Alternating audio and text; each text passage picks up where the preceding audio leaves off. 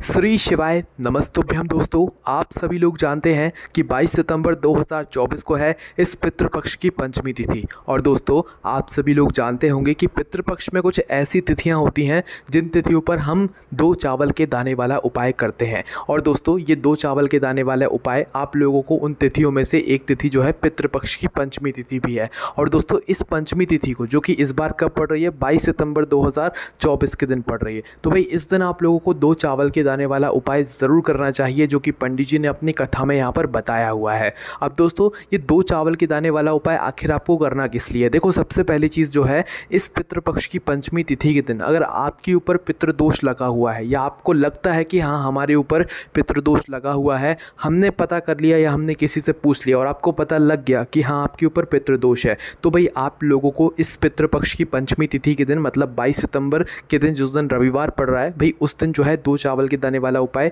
ज़रूर करना चाहिए। ठीक है दोस्तों, ये वो उपाय है जिस उपाय को करने के बाद आपके पितृ आपसे खुश हो जाएंगे, क्योंकि जब आपके पितृ आपसे दुखी होते हैं तो पितृदोष लगता है। आप उनको भोजन नहीं कराते हो तो पितृदोष लग जाता है, आप उनको पानी नहीं पिलाते हो तो पितृदोष लग जाता है। क्योंकि पितृपक्ष के 16 दिनों में आपके पितृ इस धरती पर आते हैं और वो आपसे ये आशा करते हैं कि आप उनकी सेवा करोगे। और जब आप उनकी सेवा नहीं करते हो, उनके लिए कोई ऐसे काम नहीं करते हो जिससे कि भगवान उनसे प्रसन्न हो, तो भाई वो आपसे नाराज़ हो जाते हैं। तो भाई 2 चावल के दाने वाला उपाय वही उपाय है जिससे कि आपके पितृ आपसे प्रसन्न होंगे और आपकी जो भी मनोकामना होगी वो भी पूर्ण ज़रूर होगी। और आपके ऊपर अगर पितृदोष लगा हुआ है तो उससे भी आपको छुटकारा यहाँ पर ज़रूर मिल जाएगा। तो आइए जानते हैं कि इस 2 चावल के दाने वाले उपाय को आपको इस पितृपक्ष की पंचमी तिथि के दिन कैसे करना है। देखो, ये वाला जो उपाय है ना, ये घर के सभी सदस्यों को करने की ज़रूरत नहीं है। घर में से एक जो बड़ा मुख्य सदस्य होगा, विशेष रूप से घर की जो बड़ी माताएं बहनें होंगी उनमें से, तो भाई उनमें से कोई भी अगर एक उपाय कर लेता है माताओं बहनों में से, तो इस उपाय को करने के बाद फल आपके पूरे घर परिवार को यहाँ पर मिल जाएगा। ठीक है, अगर किसी कारणवश घर में माताएं बहनें उपस्थित ना हो तो फिर घर का जो बड़ा मुख्य सदस्य होगा भाई वो भी इस उपाय को कर सकता है। ठीक है, पर सभी लोगों को करने की ज़रूरत नहीं है। हाँ, अगर किसी का मन है, घर में जो बड़े सदस्य होते हैं भाई घर के, उनका मन है कि भाई उन्हें भी अपने पितरों को प्रसन्न करना है, तो भाई घर के जितने भी बड़े सदस्य हैं, चाहे वो माताएं बहनें हो चाहे वो पुरुष हों, भाई वो इस 2 चावल के दाने वाले उपाय को पितृपक्ष की पंचमी तिथि के दिन कर सकते हैं। ठीक है, तो आइए जानते हैं कि इस 2 चावल के दाने वाले उपाय को आखिर आप लोगों को करना कैसे है ना, और किस समय करना है, कहाँ पर करना है। देखो, ये वाला जो उपाय है ना, ये आप लोग जो है सुबह के समय करोगे, ये उपाय शाम के समय नहीं होगा। इस बात का विशेष रूप से ध्यान रखना। सुबह भी अगर उपाय करोगे तो कब से लेकर कब तक करोगे?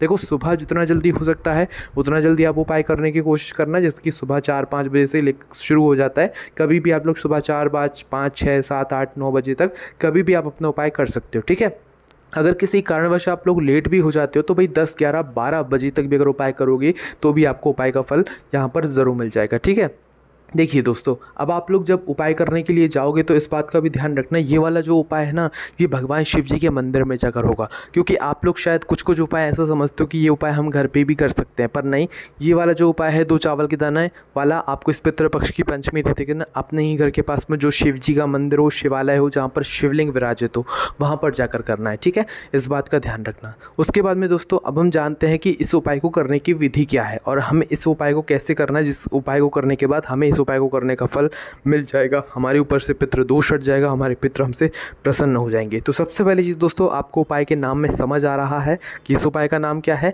2 चावल के दाने वाला उपाय। सीधी सी बात है, 2 चावल के दाने वाला उपाय है तो इसमें हमें 2 चावल की यहाँ पर आवश्यकता पड़ने वाली है। ठीक है, पर 2 चावल के दाने जो हम लेंगे भाई, वो 2 चावल के दाने हम कहाँ से लेंगे? क्या हम अपने घर से लेंगे या हमें और कहीं से लेना है या हमें दुकान से लाना है? तो देखिए दोस्तों, अब जो 2 चावल के दाने आप लोग इस उपाय में लेने वाले हो, या आपको कहीं बाहर से लेकर जाने की बिल्कुल भी ज़रूरत नहीं है। आपको अपने ही घर के रसोई घर से ये 2 चावल के दाने लेने हैं। ठीक है, जहां आपके घर के रसोई घर में आप लोग अपने खाने के लिए चावल बनाते हो ना, उसी घर में से आप लोगों को, उसी रसोई घर में से आपको सिर्फ और सिर्फ 2 चावल के दाने लेने, पके नहीं कच्चे लेने हैं। ठीक है, क्योंकि आप भोजन में तो पके चावल के दाने बनाते हो, मतलब पके चावल बनाते हो, पर इस उपाय में आपको लेने हैं 2 कच्चे चावल। ठीक है, तो मात्र 2 चावल के दाने लेना है आप लोगों को। ठीक है, और जो 2 चावल के दाने आप लोग इस उपाय में लेने वाले हो, वो 2 चावल के दाने साबुत होने चाहिए, सैगे होने चाहिए, मतलब कि वो दाने ना तो टूटे हुए हों, ना कटे पिटे हों, ना दाग वाले। क्योंकि दोस्तों, ये बात आप सभी लोग पहले से जानते हो कि शिव जी पर अगर कोई भी एक चावल का दाना या कितने ही चावल के दाने अगर चढ़ते हैं तो वो पूर्ण रूप से साबुत होने चाहिए, तभी वह जो भगवान शिव जी हैं उन चावलों को स्वीकार करते हैं। इसलिए सिर्फ 2 चावल के दाने आप लोगों को लेने हैं। आप लोग आसानी से अच्छे अच्छे साबुत 2 चावल के दाने निकाल लेना, ठीक है। और 2 चावल के दाने निकालने के बाद दोस्तों अब जो अगली सामग्री है इस उपाय की वो है दोस्तों 1 लोटा जल, है ना। अब 1 लोटा जल कहाँ से भरोगे, तो देखो 2 चावल के दाने आप लोग अपने अलग रख लेना, या तो इसे किसी कागज़ की पुड़िया में बांध कर रख लेना, इधर उधर ना हो इस वजह से। उसके बाद में अब जो अगली चीज़ आती है 1 लोटा जल। अब जो 1 लोटा जल आप लोग लेने वाले हो ना, ये 1 लोटा जल जो आप लोग लोगे या आप अपने ही घर के रसोई घर से लोगे, कहाँ से लोगे, अपने ही घर के रसोई घर से लोगे और कहीं से नहीं लोगे, ठीक है। अगर आपके घर में जेट लगा हुआ है, हैंडपंप लगा हुआ, तो वहाँ से आप लोग ताज़ा जल ले सकते हो, ठीक है। तो सिर्फ और सिर्फ 1 लोटा जल आप लोगों को लेना है और इस 1 लोटे जल के अंदर आप लोगों को कुछ भी नहीं डालना है, ठीक है। तो जो उपाय की सामग्री है वो है हमारे 2 चावल के दाने और 1 लोटा जल। इसके अलावा जो भी आपकी अलग से पूजन सामग्री है वो आप अलग से रख कर लेकर जाना, पर उपाय में 2 चावल के दाने और आपका 1 लोटा जल आपको अलग से लेकर जाना है, ठीक है। सिर्फ उपाय करने के लिए भी जा सकते हो, कोई दिक्कत वाली बात नहीं है। ऐसा नहीं कि अलग से कोई और आपको पूजन सामग्री लेकर जानी पड़े, क्योंकि इसमें हम 1 लोटा जल उपाय के साथ में ही लेकर जा रहे हैं ना। तो भाई करना क्या है, आप लोग सुबह सुबह जिस समय आप लोगों को समय मिल जाए उपाय करने का, अपने घर से निकल जाना और अपने घर के पास में जो शिव मंदिर हो वहाँ पर पहुँच जाना, ठीक है। तो शिव जी के मंदिर पहुँचकर आप लोगों को क्या करना है कि सबसे पहले आप लोगों को जाकर उपाय नहीं करना है, पहले भगवान के दर्शन करना है। क्योंकि जब भी कोई उपाय करते हो तो उसमें जल्दबाजी बिल्कुल मत करना। और पितृपक्ष की पंचमी तिथि के दिन अगर 2 चावल के दाने वाला उपाय कर रहे हो तो बहुत आराम से करना, भगवान का ध्यान करते हुए करना, है ना। तो जैसे ही शिव जी के मंदिर पहुंच जाते हो तो जाते से सबसे पहले काम आपका ये नहीं रहेगा कि आप जल चढ़ा दोगे, क्योंकि हर दिन हम जब जाते हैं तो शिव जी पर जल चढ़ाते हैं और हम उपाय में क्या लेकर आए हैं, 1 लोटा जल लेकर आए हैं। तो आप लोगों को जाते से जल बिल्कुल भी नहीं चढ़ाना है, इस बात को आप लोग ध्यान से सुन लीजिए, है ना। तो भाई करना क्या है, देखो शिव जी के मंदिर दर्शन करके आप लोग शिवलिंग के पास में बैठ जाना, ठीक है। सामने नहीं बैठना है, आसपास में कहीं पर भी बैठ जाना जहाँ पर बैठकर आप लोग अपना उपाय कर सकते हो, है ना। तो भाई जैसे ही आप लोग बैठ जाते हो, बैठने के बाद सबसे पहले आप लोगों को अपने 2 चावल के दाने निकाल लेने हैं ना। अभी जल को नहीं चढ़ाना है, हम आपसे वापस से बोल रहे हैं ना, जल बाद में चढ़ाएंगे आप इस उपाय में, है ना। तो 2 चावल के दाने सबसे पहले आप लोग अपने सीधे हाथ के हथेली में निकाल कर रख लो, है ना, या अपने सामने रख लो, है ना। चढ़ाना में एक एक ही है और जो 2 चावल के दाने हैं ये दोनों अलग अलग स्थानों पर चढ़ेंगे। मतलब 1 चावल का दाना कहीं और चढ़ेगा शिवलिंग में और 1 चावल का दाना कहीं और चढ़ेगा शिवलिंग में, ठीक है। तो करना क्या है, 2 चावल के दाने आपने लिए, 2 चावल के दाने में से सबसे पहला चावल का दाना आप लोग उठा लो, है ना। सबसे पहला चावल का दाना जो आपने उठाया हुआ है इसे आप कहाँ पर समर्पित करोगे, शिव जी की शिवलिंग के ऊपर समर्पित करोगे। जैसे आप लोग जल चढ़ाते हो शिवलिंग के ऊपर, वैसे ही 1 चावल का दाना आप लोगों को क्या करना है, शिव जी की शिवलिंग के ऊपर समर्पित करना है, ठीक है। तो शिवलिंग के ऊपर जैसे ही आप अपना 1 चावल का दाना समर्पित करते हो, उसके बाद में जो दूसरा चावल का दाना है, इस दूसरे वाले चावल के दाने को आप लोगों को कहाँ पर समर्पित करना है, माता अशोक सुंदरी जी वाले स्थान पर, ठीक है। अब ये माता अशोक सुंदरी जी का स्थान कहाँ पर होता है, जलाधारी के बिल्कुल बीचों बीच में होता है ना, जहाँ पर कई जगह पर नाग देवता बने हुए होते हैं, कई जगह पर मोटी सी लाइन होती है। तो आप तो ये मान लो कि जलाधारी का जो बीचों बीच का जो भाग होता है वो माता अशोक सुंदरी का स्थान होता है, शिव जी की सबसे छोटी बेटी जी का स्थान होता है। तो उस स्थान पर आपको अपना दूसरा वाला चावल का दाना चढ़ाना है। अब ऐसा मत करना कि पहले माता अशोक सुंदरी पर चढ़ा दो फिर शिवलिंग पर चढ़ा दो, नहीं, पहला चावल का दाना शिवलिंग पर चढ़ेगा, फिर दूसरा चावल का दाना माता अशोक सुंदरी जी वाले स्थान पर चढ़ेगा, ठीक है। इस बात का विशेष रूप से ध्यान रखना। अब जैसे ये 2 चावल के दाने आपने 2 अलग अलग स्थानों पर चढ़ा दिए, जो हमने आपको बताया, पहला शिवलिंग के ऊपर, फिर दूसरा जो है माता अशोक सुंदरी वाले स्थान पर। अब इसके बाद में आप लोग अपना 1 लोटा जल उठा लो, ठीक है, जो कि आप लोग उपाय के साथ में लेकर आए हुए हो।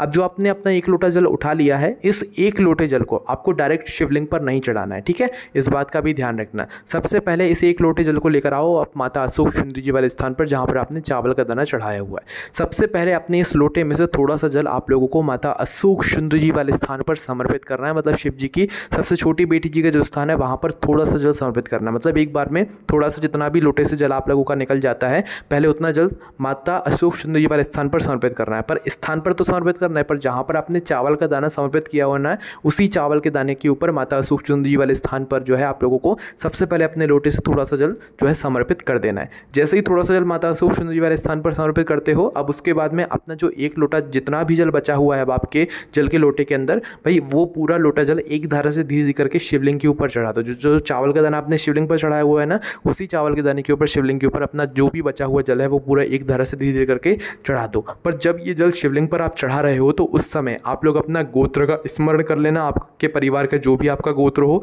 उस गोत्र का स्मरण करना और अपने पितरों का स्मरण करना, ठीक है। यहाँ पर पितरों का स्मरण करना विशेष रूप से ध्यान रखना, ठीक है। अगर किसी को किसी का गोत्र नहीं पता है, भाई बहुत सारे लोग होते हैं जिनको उनका गोत्र नहीं पता होता है, तो भाई अगर आपको गोत्र ना पता हो आपका, तो गोत्र की जगह पर आप श्री शिवाय नमस्तुभ्यम या भगवान शिव जी के किसी भी एक नाम नाम मतलब उनका नाम ले लेना और उस नाम के बाद में आप लोग अपने पितरों के नाम का स्मरण कर लेना। और गोत्र पता है तो गोत्र बोलकर अपने पितरों के नाम का स्मरण कर लेना, ठीक है। नहीं पता है तो श्री शिवाय नमस्तुभ्यम बोलकर अपने पितरों का स्मरण कर लेना और वो जो 1 लोटा जल है वो धीरे धीरे करके शिवलिंग पर आप लोग चढ़ा देना, ठीक है। जैसे ही आपका वह जो जल है वह पूरा शिवलिंग पर चढ़ जाता है, उसके बाद में आप लोगों को वहीं पर बैठकर भगवान से अपने पितरों के लिए सबसे पहले प्रार्थना करना है, उनके लिए विनती करना है, ठीक है, कि भगवान शिव उनको अच्छे से रखें, है ना। क्योंकि जब आप अपने पितरों के लिए प्रार्थना करोगे तो आपके पितर आपसे प्रसन्न हो जाएंगे, आपके पितर आपके जीवन में कभी कोई दुख और परेशानी आने ही नहीं देंगे, वो आपके जीवन में हमेशा शुभ और मांगलिक कार्य ही करवाते रहेंगे, ठीक है। तो बहुत ही बड़ा विशेष उपाय है और यहाँ पर ये वाला उपाय पूरा हो जाता है। बस ध्यान रखना कि जो हमने आपको पहले बताया करने के लिए वही आपको पहले करना है। जैसे चावल का दाना पहले शिवलिंग पर ही चढ़ाना है, दूसरा माता अशोक सुंदरी वाले स्थान पर चढ़ाना है और जल पहले माता अशोक सुंदरी वाले स्थान पर ही चढ़ाना है, उसके बाद में फिर शिवलिंग पर चढ़ाना है, ठीक है। इस बात का ध्यान रखना। तो यहाँ पर ये वाला उपाय पूरा हो जाता है। इस उपाय को करने में अगर आपको कोई भी दिक्कत समस्या इस पितृपक्ष की पंचमी तिथि के दिन आती है तो उसे आप हमसे कमेंट करके पूछ सकते हैं, कोई भी समस्या कमेंट करके पूछ सकते हैं। ओम नमः शिवाय, जय बोले बस शिवाय, नमस्तुभ्यम।